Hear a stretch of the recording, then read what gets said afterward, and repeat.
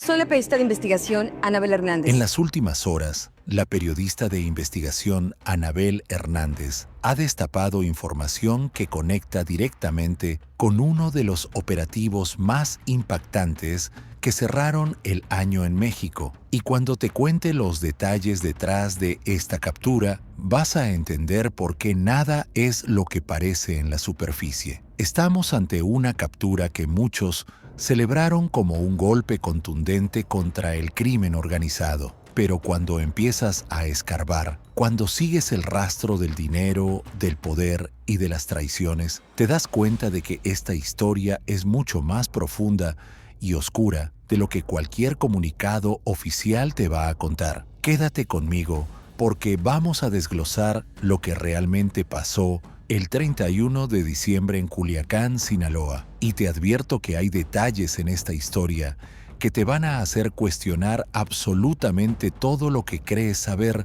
sobre cómo funciona el crimen organizado en México. Te voy a pedir que te quedes hasta el final porque lo que vamos a revelar sobre las traiciones internas, sobre quiénes realmente están detrás de estas capturas y sobre el precio que se paga por la lealtad en este mundo es absolutamente escalofriante y necesitas saberlo. Eran las últimas horas de la tarde del 31 de diciembre. La gente en Culiacán se preparaba para recibir el año nuevo. Las familias ultimaban detalles para la cena. Los niños jugaban con la pirotecnia que habían comprado. Las tiendas cerraban temprano para que sus empleados pudieran estar con sus seres queridos. Un día que debería ser de celebración, de esperanza, de nuevos comienzos. Pero en la colonia Guadalupe, algo completamente diferente estaba a punto de desarrollarse. Pedro Insunoriega, conocido en el ambiente criminal como el Sagitario,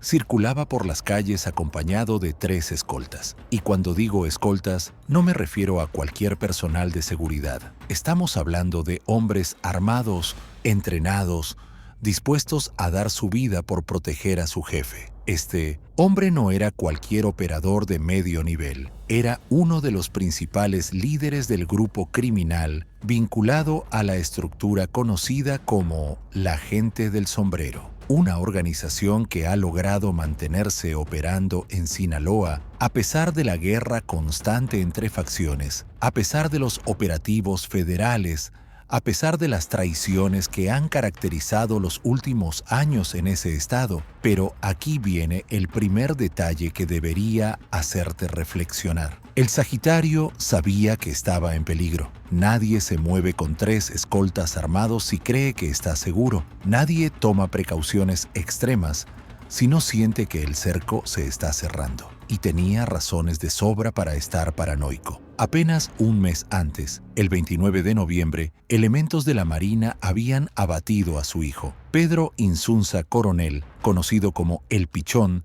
había muerto en un operativo en la Sierra de Xoa. Un enfrentamiento brutal que, según reportes, duró horas. Intercambio de fuego en terreno, montañoso, helicópteros, fuerzas especiales. El tipo de operativo que deja cicatrices en una comunidad. Y al final, el Pichón cayó. Imagina el dolor del Sagitario. No importa en qué mundo te muevas, no importa qué decisiones hayas tomado en tu vida, perder a un hijo es devastador. Es un dolor que no distingue entre legal e ilegal, entre autoridad y criminal. Es un dolor humano, universal, que rompe a cualquiera. 30 días después de enterrar a su hijo, Pedro Insunoriega iba a descubrir que su pesadilla apenas comenzaba. Ahora viene la parte que realmente te va a impactar. La parte que convierte esta historia en algo mucho más profundo que un simple operativo policial. En esa tarde del 31 de diciembre, en la colonia Guadalupe de Culiacán,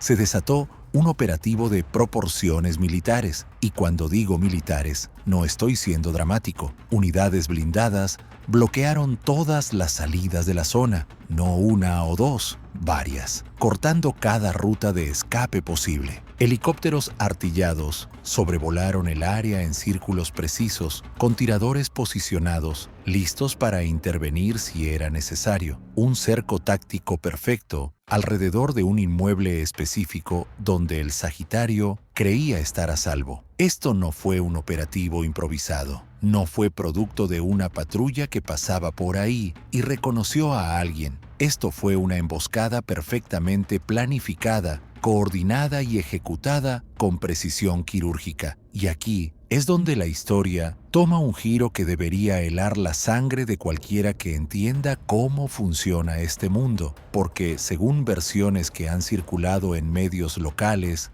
versiones que Anabel Hernández y otros periodistas de investigación han estado rastreando, esta captura no fue solo producto del trabajo de inteligencia federal, fue una entrega calculada. Déjame repetir eso porque es fundamental que lo entiendas. El Sagitario fue entregado por sus propios socios. Se señala directamente a dos figuras conocidas en el ambiente criminal, Fausto Isidro Mesa Flores y Óscar Noel Gastelum, alias El Músico, hombres con los que el Sagitario había compartido operaciones, con los que había hecho acuerdos, con los que supuestamente tenía alianzas de sangre. La razón: mitigar la presión federal que estaba afectando sus propias operaciones. En otras palabras, lo sacrificaron para poder respirar. Y ahora viene la pregunta que todos nos estamos haciendo. La pregunta que debería hacer temblar los cimientos de estas organizaciones. ¿Cómo es posible que alguien entregue a un socio apenas un mes después de que ese mismo socio perdió a su hijo en manos de las autoridades? ¿Qué nivel de frialdad requiere tomar esa decisión? Imagina la escena. Estás sentado en una reunión con personas en las que supuestamente confías. Analizando la situación, los operativos no paran. La presión aumenta cada día. Tus rutas están siendo monitoreadas, tus movimientos restringidos.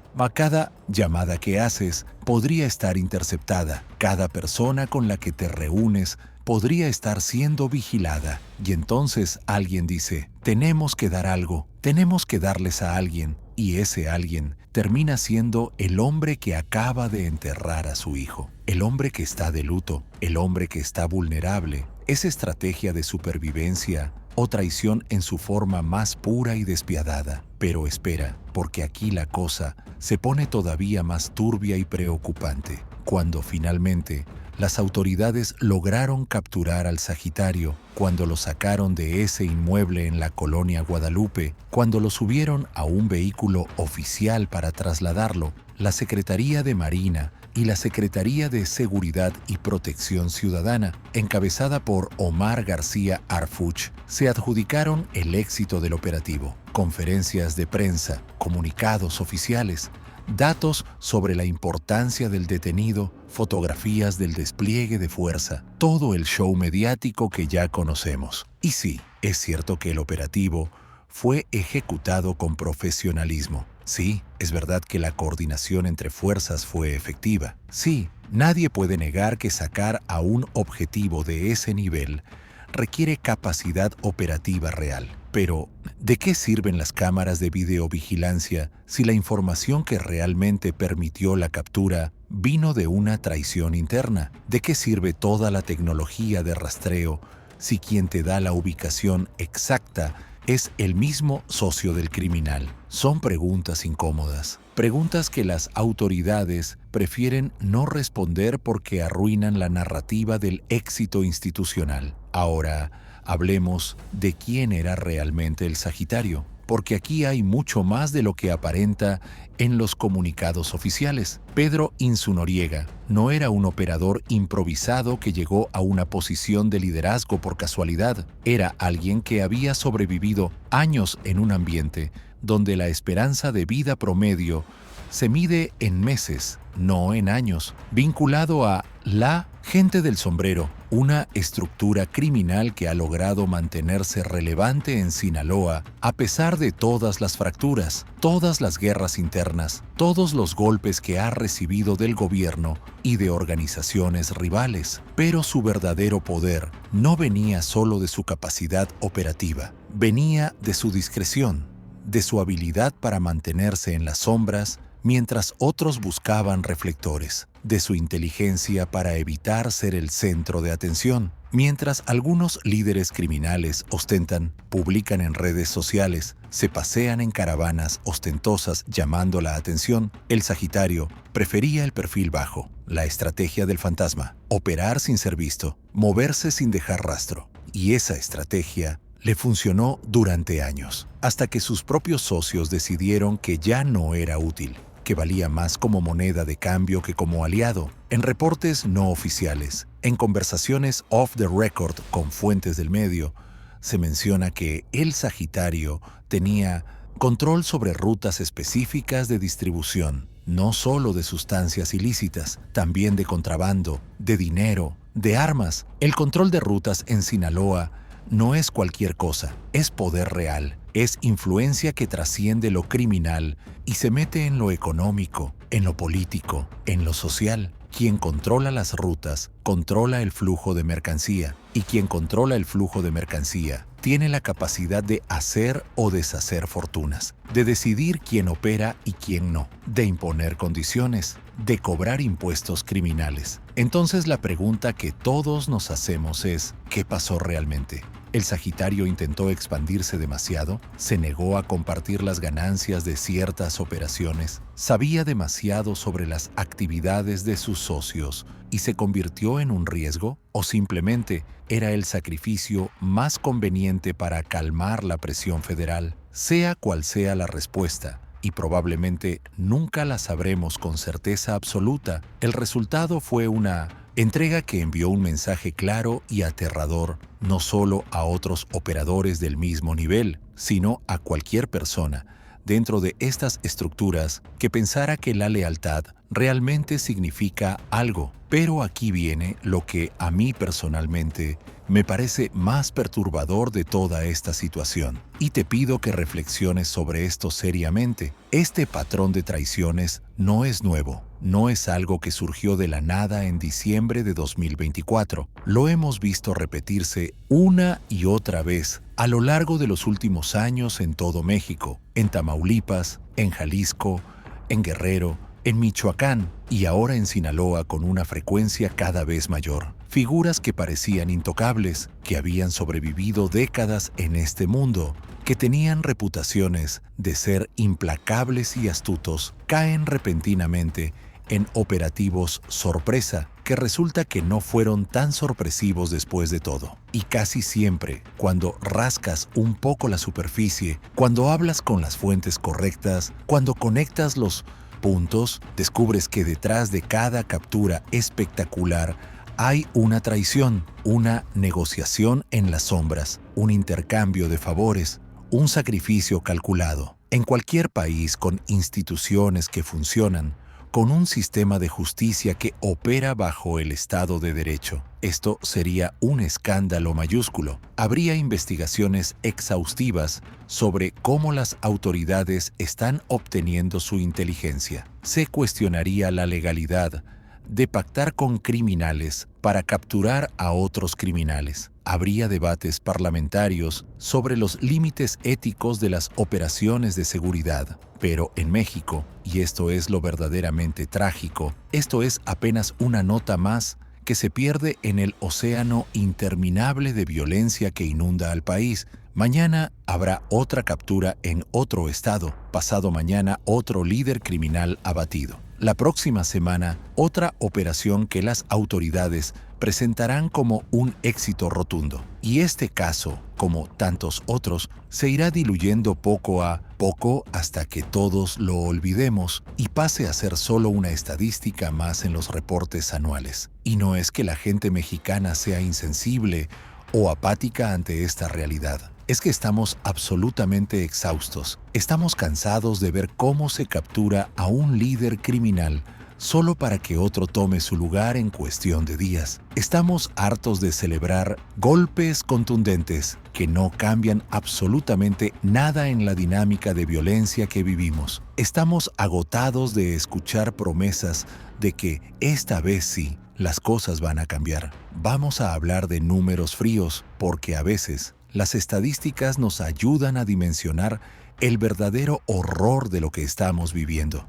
En lo que va del año, Sinaloa ha registrado oficialmente más de 1.500 homicidios dolosos, 1.500 personas asesinadas en un solo estado, y eso contando únicamente los casos que se reportan oficialmente, que llegan a las estadísticas. ¿Cuántos más hay en fosas clandestinas esperando ser descubiertos? ¿Cuántos desaparecidos que nunca aparecerán en las cifras oficiales porque nadie los reportó por miedo a represalias? De esos 1.500 homicidios registrados, ¿sabes cuántos se han resuelto realmente? ¿Cuántos casos han terminado con los responsables detenidos, procesados y condenados? Un porcentaje ridículamente bajo que no llega ni al 8%, porque resolver un homicidio requiere investigación seria y profesional, requiere recursos económicos y humanos, requiere voluntad política genuina,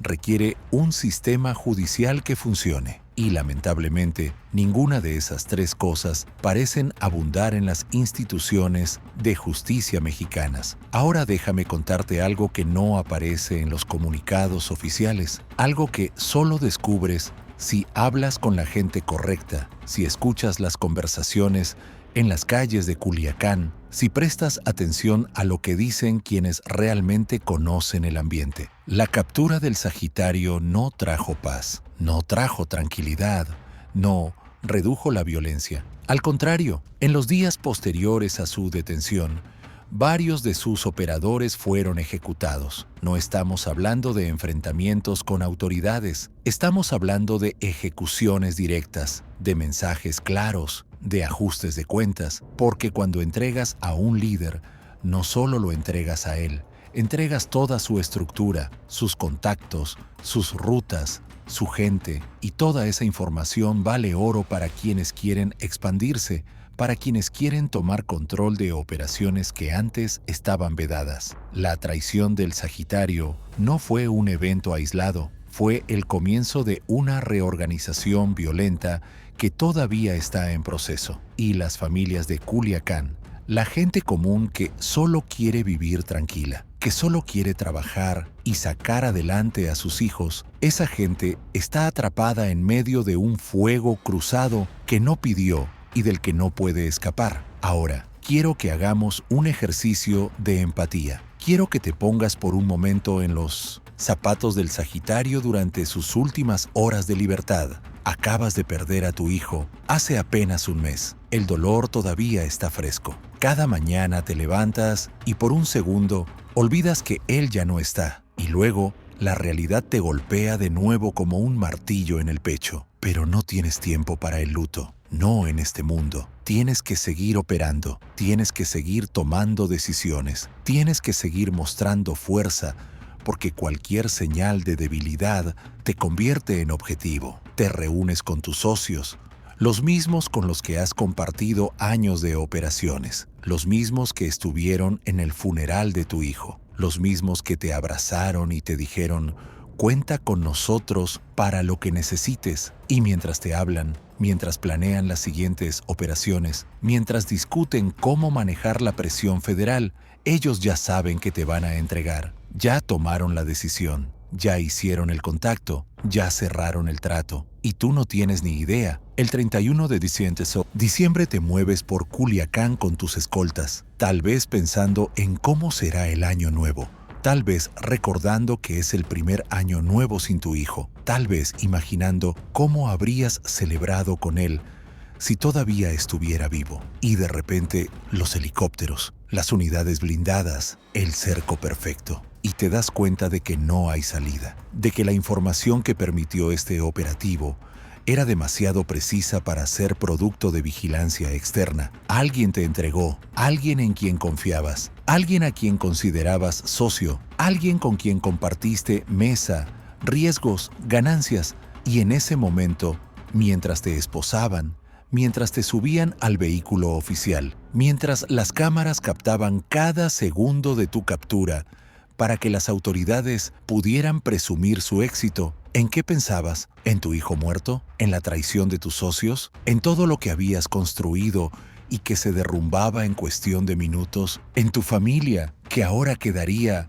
desprotegida? Esta es la realidad brutal del mundo criminal en México. No hay lealtades permanentes, no hay códigos de honor que realmente se respeten, no hay la palabra es ley, ni sangre con sangre, solo hay conveniencia, supervivencia, pragmatismo frío. Hoy eres el que decide quién vive y quién muere. Mañana eres sobre quién se decide. Hoy eres el que entrega información a las autoridades para protegerte. Mañana eres el entregado. Hoy tienes poder, influencia, control.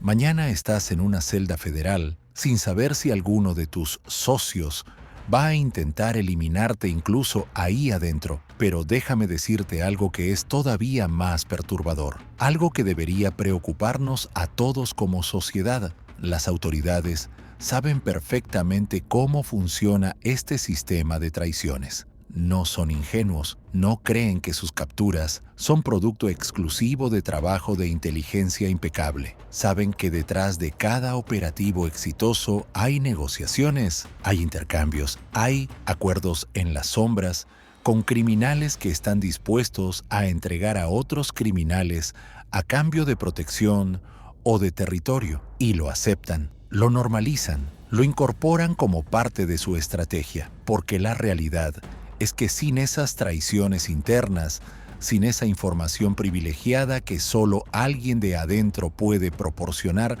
muchas de estas capturas serían imposibles. Entonces estamos ante un sistema donde las autoridades del Estado dependen de las traiciones entre criminales para poder operar, donde el éxito de la lucha contra el crimen organizado está directamente vinculado a qué tan dispuestos estén los criminales a traicionarse entre sí. ¿Eso es realmente una estrategia de seguridad pública? ¿O es simplemente administrar el caos, mover las piezas del tablero criminal sin realmente desmantelar el tablero? Estas son preguntas incómodas que nadie en el gobierno quiere responder, porque las respuestas honestas destruirían la narrativa del éxito institucional. Y mientras tanto, la violencia continúa, las traiciones se multiplican, la desconfianza entre organizaciones criminales genera más fragmentación, más grupos pequeños peleando por territorio,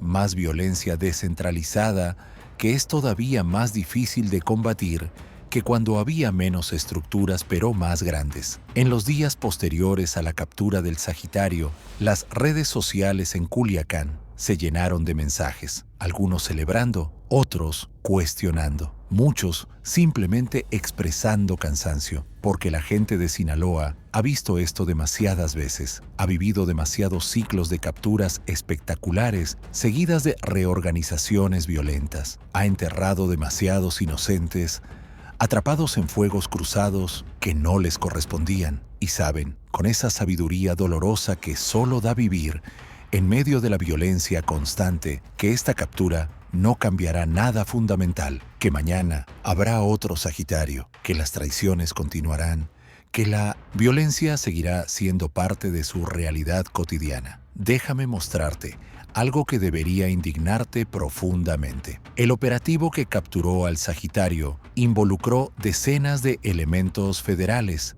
varios helicópteros, múltiples unidades blindadas, horas de coordinación logística, un despliegue de recursos impresionante. ¿Y sabes qué pasó al día siguiente en las colonias populares de Culiacán, donde la gente común vive aterrorizada por la violencia diaria? Nada, absolutamente nada. No hay patrullajes constantes, no hay programas de prevención, no hay inversión en iluminación pública o cámaras de seguridad. no hay apoyos para jóvenes en riesgo, no hay estrategias integrales de recuperación del tejido social. Todos los recursos se concentran en capturas espectaculares que generan titulares, que permiten conferencias de prensa, que dan números para los informes gubernamentales, pero la seguridad cotidiana de las familias mexicanas, esa no genera titulares. Esa no se puede presumir en conferencias. Esa requiere trabajo constante, invisible, poco glamoroso, y por eso no se hace. Entonces la pregunta final, la que realmente importa, es ¿para quién trabajan realmente las autoridades de seguridad en México? ¿Trabajan para proteger a la población o trabajan para generar estadísticas que justifiquen presupuestos y que les permitan presumir resultados aunque la violencia no disminuya? Porque si el objetivo fuera realmente reducir la violencia, mejorar la seguridad, proteger a las familias mexicanas, las estrategias serían completamente diferentes. No estarían enfocadas en capturas espectaculares, sino en prevención. No dependerían de traiciones entre criminales, sino de inteligencia seria y trabajo investigativo profesional. No celebrarían cada operativo como un éxito, mientras los índices de violencia siguen exactamente igual o peor. Pero aquí estamos, otro año que termina, otra captura que se presume, otro líder criminal que cae mientras 10 más esperan su turno para ocupar el vacío. Y la gente de Culiacán,